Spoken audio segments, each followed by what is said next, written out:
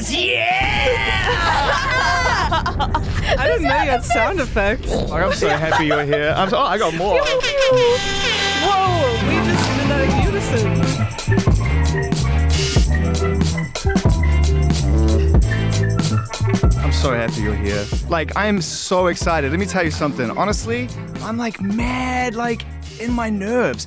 Like I came into your dressing room just to hang out because I was sick, because it was the longest hour of anticipation I've had in a long time. And you're cracking jokes about meth gators, and I'm talking about haters because I'm just trying to join in. And then I'm halfway up the stairs going, yo, I totally got that joke wrong. Oh my God! No, No, but it's awesome. It feels awesome. Like, I just want to join your gang. Everybody does. And here's the secret: we can't, and that's why we want to. And it's so great. you can. You can. You can. It's really powerful. It's a powerful thing. And we all felt it as kids, right? Didn't we have artists and bands that we all just wanted to get as close to as possible? That's the point. That's kind of why you do it. Yeah. Oh my gosh, you telling the story about aggressively manifesting at Coachella, and then me. Oh yeah, I would just watch bands with rage, Yeah. being like, one day I'm coming for one day you. it'll be me. I'm One day it'll be me. I love that. I love aggressive ambition, when Yeah. dreams get a little caustic. Yeah. Me at the skate park wondering if the guitarist from my favorite band would get struck by lightning and they would need to fill in that moment. People I think don't- I was also overly medicated on like Adderall, and I was like, maybe I should cut my bangs. I'm gonna learn guitar. Hang on. You're 35 minutes too soon for that conversation. I have this all mapped out. We got to warm up to that. I respect it, but we're not getting to the DDs for a while yet. We got a minute to go. We don't talk enough about that when desire does become like all-consuming. When you're a kid and like you want your own voice and you want to get out there and do it. So I'm just going to go down the line because I got all three of you here, the individuals who make the greatest group on the planet right now. Who was it for you? Who was the person that you were aggressively connected to as a kid? That you really can trace it back. Like, all right, if there's one that really got in my soul. Man, it was just so many people at different times. Well, and it also depends on, like, right now, we've entered, like, I'm conceptualizing it as live performance. So there were records that I heard that I loved that I was like, oh, wow, I want to write a song like that. Well, let's put you in the crowd. Let's narrow it down a little bit. It doesn't have to be one, but just yeah, a that's what one. I'm saying. And then when I think of that, I'm like, oh, I went to see Under Oath at the skate park of Memphis. Boom. And Wow. I know that's like a weird one to draw. I wish that it was less esoteric, or it was less like marked by a very specific time or music, like Christian metalcore scene, or that it was like.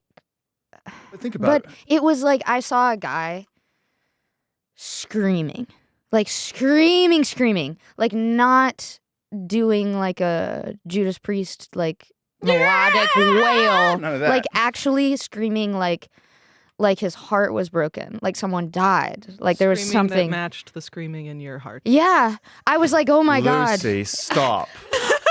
I was like, people. Doesn't it ever get She too doesn't much that do she that? speaks in profound Yes. lyric? It's Yes. a lot, right? It's it does a lot. get to be too much. It's Yeah, a lot. I feel shy right now. It's like I bet Wow.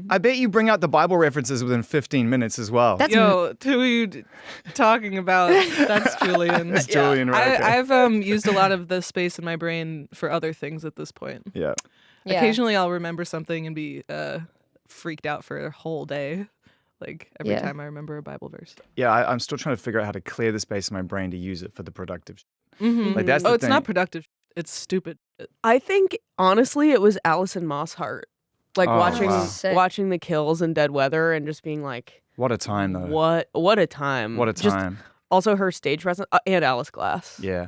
Alice Glass, I saw with a broken leg at Coachella, still moshing Yeah. in the Crystal Castles mosh pit. I was Oh just my god. completely floored. We all got Crystal Castles so wrong when they came out. We Really? thought You think so? Well, no. Well, I did. I thought it was all cerebral and creative. I didn't realize it was real. Like, I heard the pain, but it was only later on I was like, oh, this isn't really Oh, music. of course. This is survival. Totally. Right? This Whoa. is intense, right? This is an Yeah. intense experience. So Totally. once I got my head around it, it changed the way I listen to music, which is awesome.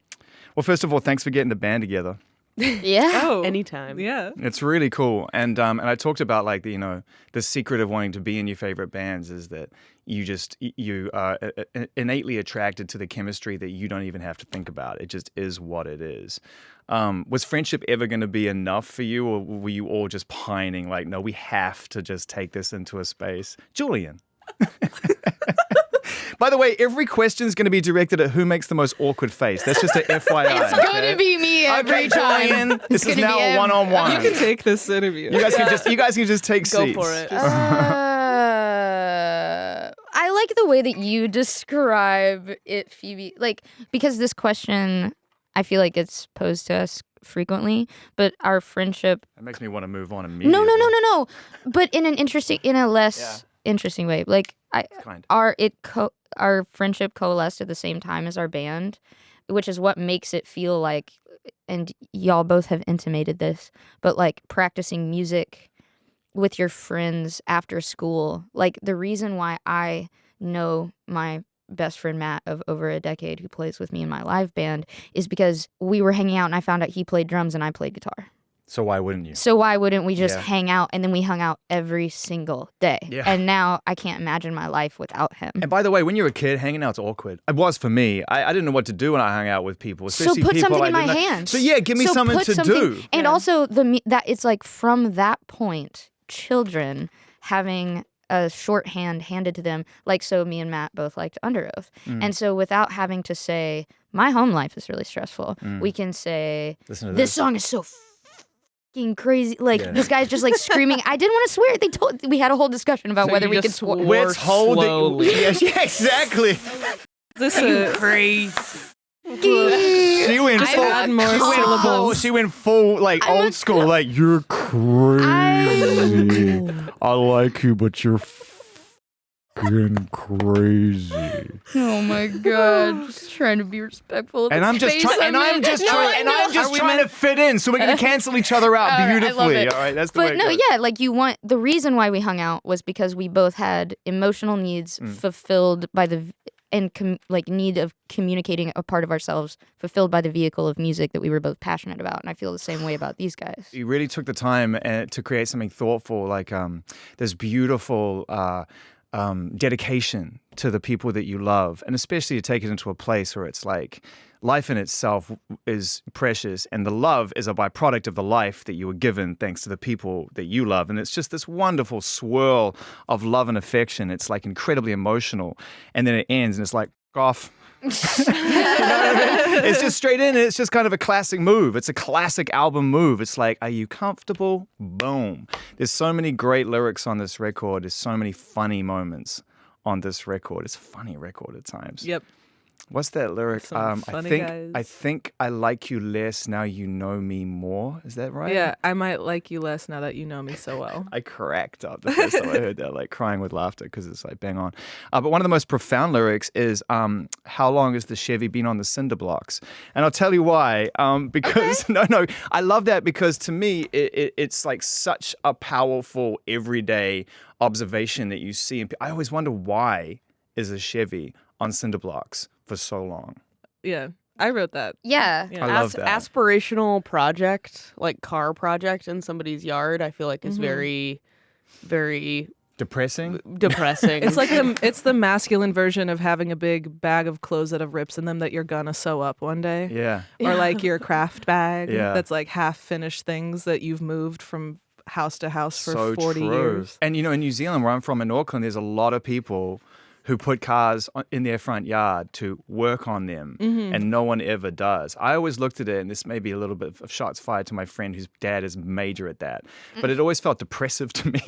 I'd always is feel like it's kind of depressive. depressive. Well, it's depressive, and it's also like I don't know, when you're just like driving through like Orange Mountain in Memphis and there's just like cars up on blocks. It's both it's like it broke down, you're trying to fix it. It's both a record of bad care and like this weird aspirational With a but little bit of hope. incomplete hope. Yeah, Yeah. yeah. You're like, one day this might be something that could like, it's a beater you still have hope in. Yeah. It's not at the junkyard yet. Yeah, when you walk past it every single day to do whatever you got to go and do, which is required, you realize that there's something on the horizon that you might be able to apply yourself to that might take you out of that everyday thing. You remember you still can't afford a new catalytic converter. Basically. and you're also like, I feel a resistance to complete things like that because I'm like, what if I finish it and I don't feel Yes. different after? I was gonna say I'm going to drop the first one!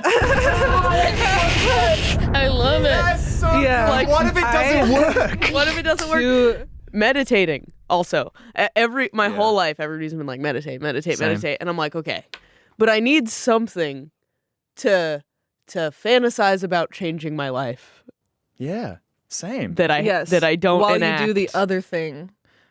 Like I have projects that I will never finish, and postponing them, I'd finish a bunch of other things. Like I need to cheat on one passion in order to have the other You're passion. a passion cheater. Yeah. You're unfaithful when it comes to your passions. I love that. Yeah. Facts. No, I'm the same. Meditation was always a thing for me. And people have said to me my whole life, that is the missing piece of the puzzle. And every time I try and sit down and do it, I feel like I'm denying myself the chance to think about stuff that I'm not doing. I love you Totally. putting it that way because it's almost like the productivity, like the toxic productivity impulse is even within your mind of like, it's not a worthy thought.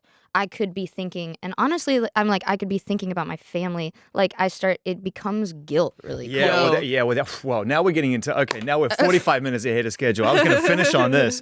No, it's true. It's the idea that your thoughts can ultimately attach themselves to a guilt or shame-based environment. That to me is heaven and hell.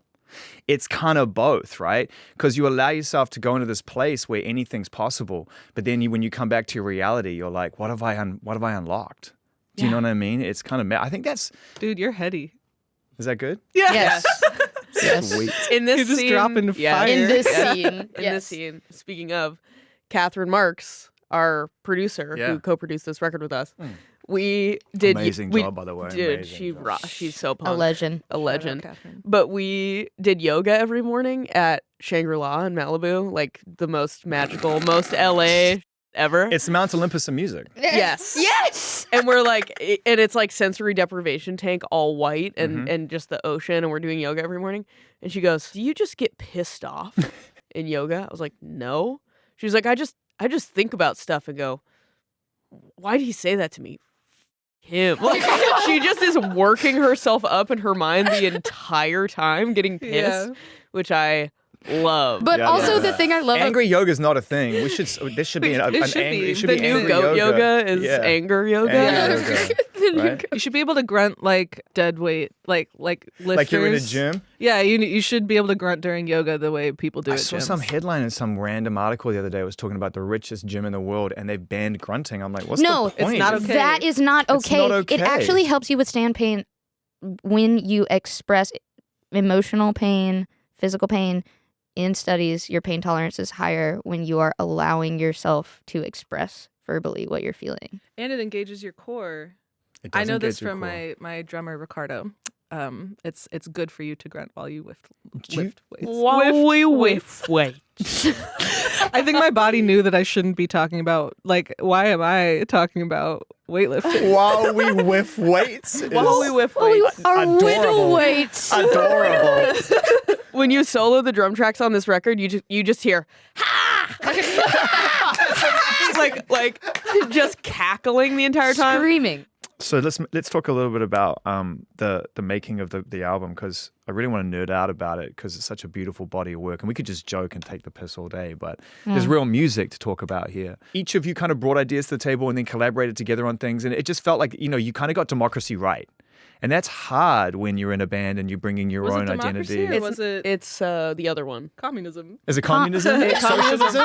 Or committee. By committee. By committee. Yeah, like we have to be in agreement. It's not majority rules. Otherwise, you get into the whole like paradox of if everyone's interests are represented and no one's interests are the same, you can't represent everyone's interests. Even to be able to say that in a studio full of people you like, it's over before it even starts, right? Yeah. Even if you have to actually put it down as a ground rule, it's like, well, the actual foundation, the chemistry is not good. Yeah. We had a overt rule that we wouldn't do things if 2 out of 3 were into it. It had to be 3 out of 3. Love that. So consensus. Well, sometimes Consensus. there's 2 who really see the vision, and then we just have to and wait. the third, and to the third, you're just like, please, Yeah. Trust me. please, do you see it yet? Please. Okay, let go, let God. Was there a moment on the album where somebody really, it was hard to bring someone to the river on it, and the two of you really loved Was it? strong enough like that a little bit, or They what? got strong enough way before I did. Right. I just was like, this is cool. I don't really know what to contribute. And then, Oh, that's so honest. the- I love that.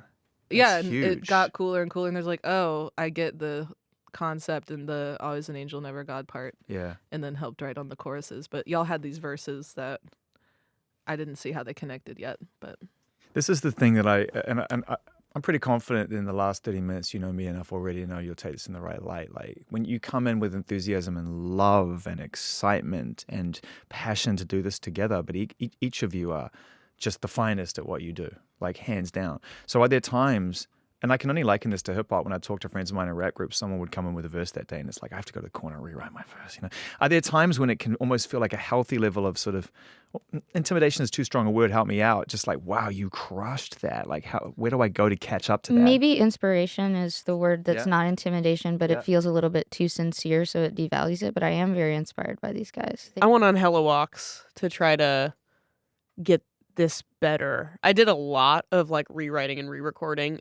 Like I wrote a majority of my parts, 93% of my parts, and then the extra time put in was only for that extra 7% that I just worked all year. Like, is it the best? Hyper fixating on? Yeah. I don't know if it's the best, but it had to happen for some reason for me. Like but yeah, you can't. I've definitely been a part of things that I felt less precious about, and this was just like impossible to fumble, I think. I always like when y'all tell me like you can beat it, you know. Oh, that's cool. Like, yeah, you that's guys good, too. but there's probably something better. And I'll be like, all right, bet, let's find it. I'm not scared. Yeah, I'm in this dynamic. I'm least scared to fail. Like that's what works about it, is that I'll like put the half idea out there. And it's funny because when I listen back to our voice memos where me or like whoever is starting the song will have like a bunch of disclaimers at the top, like this is just placeholder lyrics. It's kind of going to be like this is the concept, or like this is the premise of the song. And I feel protecting the space, right? That's protecting the space, being like, I know I can get it there. Or for like everybody. At the show, I felt relieved at the Coachella show because I played a wrong guitar note so many dB louder than the rest of the band. And I was like, I know y'all know I can play this, and I just made a mistake. Like I don't fear the whole existential, I'm incapable. You've seen me do it. I believe that you believe in me. And it's I more just living didn't up do to it. right? Or like when you're on a sports team. Yeah. Honestly, like seeing, like, I don't know, we went to the Angel City Football Club game. The football show. Football show. We went to the Football Angel City rehearsal. show. Football concert. We went to the gig over there at the stadium. And I was like, it's sick when players look at each other and they're like, come on, like, get with me. Like, and it's encouraging. It's not fearful. You know, what's interesting to me as well is that when I think about your music, and I'm a fan of each of you, when I think about each of you, you all bring ruggedness and a roughness and a desire to reach the emotional center of something. Perfection doesn't really spring into me when I listen to your music. I know that's not to downplay how much work you put into it. It's just I don't think I should be thinking about perfection out the gate, right? It's not where I want to go with music, yeah? I have a friend that says perfection is meaningless. Shout out Jarmal. Shout out. Yeah, perfection is meaningless. Yeah, it is. It is. And so it's funny that you talk about kind of like that note of like, damn, you know, because when I listen to the music that you make, I feel like that would be okay, you know? Yeah. But it's not. Yeah, Julien. Julien is the only one who feels like there can't be a wrong note. No, it's not that I feel like there can't be a wrong note. It's like my entire you're like life. Interested in perfection. I'm interested in the ideal. I'm interested in, because I have so much reverence for music. I want to be. It's like why I would want to be impeccable with my speech, because it's not that I'm like, I want to be guy who flexes English degree and uses $10 words at every opportunity. It's because of what language is doing for me. It's helping me communicate. I want to use the tool the best way. So I can do what I'm trying to do the best way. And I get really frustrated when I know what I'm trying to do. That was frustrating in the recording process. I would be like, I know the sound I'm after. Bro, do you know about like lazy perfectionism or disorganized OCD? Oh, what's Are you about to I'm call about to me? diagose you because I have it's OCD, basically but like, not disorganized OCD. I don't think. I have disorganized OCD is like when you're like, I have a basket of clean laundry that I don't quite have the room in my drawers for it, So if it can't be done, if I can't fold it perfectly, if I can't do the task perfect, I will not participate in the task. Wow. I'll just have dumped out clean laundry on my floor Wow. instead of finding a middle ground. You would because it rather had be to at the perfect. extreme version of disorganized than fail at organized. Yeah, let me at least be a spectacular failure. Don't let me be mediocre. Yeah, exactly. The fear, it's way like because indifference, like the opposite of love, not being hate, being indifference is like, and I guess that comes to like mattering. But like, it's been really helpful for me to hear you, Lucy, say stuff like, or when I hear back the bounces or like the board rips of our sets. And Oh, that's brutal. Why would you do that? That's because it does rock. You love it. You got to watch watch the tapes. JB and I went on separate walks, a little bit freaked out to listen to the show, like the board mix of our first show, and then we lapped each other and were like, "Bro, we did it! Our band is amazing!" Well, and it's nothing. I'm so serious. It's nothing short of miraculous that I was happy with that set and was able to point to at least 4 mistakes that the crowd must have noticed and several more that they may not have, but like of mine. And I was like, it's nothing short of miraculous that after having revisited that set outside of the adrenaline, I still like it because I was able to hold sacred the moment it happened in. My take is that not only is perfection meaningless, it's also uninteresting. And I think you should never shoot for 100% good show. People don't even want it. You should shoot for a 90%. Or not shoot for anything. Yeah. Just like a 90% good show. There's all that room for reality and personality. And I don't know, like sometimes when I've like forgotten my own lyrics and the crowd comes and saves me and like sings for me, there's like there's just an engagement. And like also, I like to keep people's expectations low. So if you, can I add another phrase to your long book of phrases like perfection is meaningless? Sure. I try to set the bar so low that nobody ever trips. Wow. Right, Stealing that. Right, I'm just trying to set the bar super low so everyone can just gently step over and get on with their life, right? Because what is a bar anyway? I'm done with it. Listen, do you think I would ever have admitted that I was a hot, try-hard mess at the top of an interview unless I got to a point in my life where I kind of don't care anymore, right? Like, if I can't be honest with people, if I can't be honest with people, then what is the point here? You know, what is the point? It's just such a joy to have you in the studio. I wasn't sure you were going to do it because it didn't seem like there was a lot going on outside of the Rolling Stone thing, and the album came out and went to like #1 in the UK and it went top 5 in the US, and it's gone #1 in Ireland, and all kind of, it's been crazy. And so why do it? And I realize now that you just like hanging out with each other. It's another excuse to hang out, right? It's true. That's like true. This band, an excuse to hang out. Yeah. You know, when I think about like what you were coming out of, each of you coming out of, all of us were coming out of a pretty crazy time. We were in the middle of a very desperate time, and I don't want to story top anyone's pandemic, but it was definitely a really intense time. And I think about each of you individually, where you were at in terms of your career. Do you think, looking back on it now, on the record now, the making of the album, everything else, that it had to be now? Do you know what I mean? That if you'd waited any longer, who knows where life would have taken you? Because it's not like any of you were slowing down.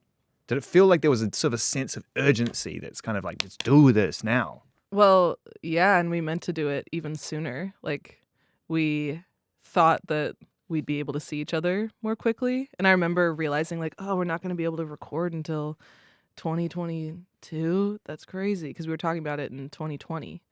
And that felt like forever. Yeah, you remember when it was like, in the fall, we'll all be able to. Oh, yeah. We thought we would record fall 2020 and put it out early 2021. Yeah, I think about like how much the world wants to experience what I'm experiencing now and just be close to this band and just be a part of this whole gang, you know, and be in the crowds and stuff. I don't really know what touring means anymore. I know people do it. I know people do it really hard. But I also think that the dynamic has shifted back, hopefully, to a place where the artist gets to decide a little more what works for you rather than what the machine expects from you.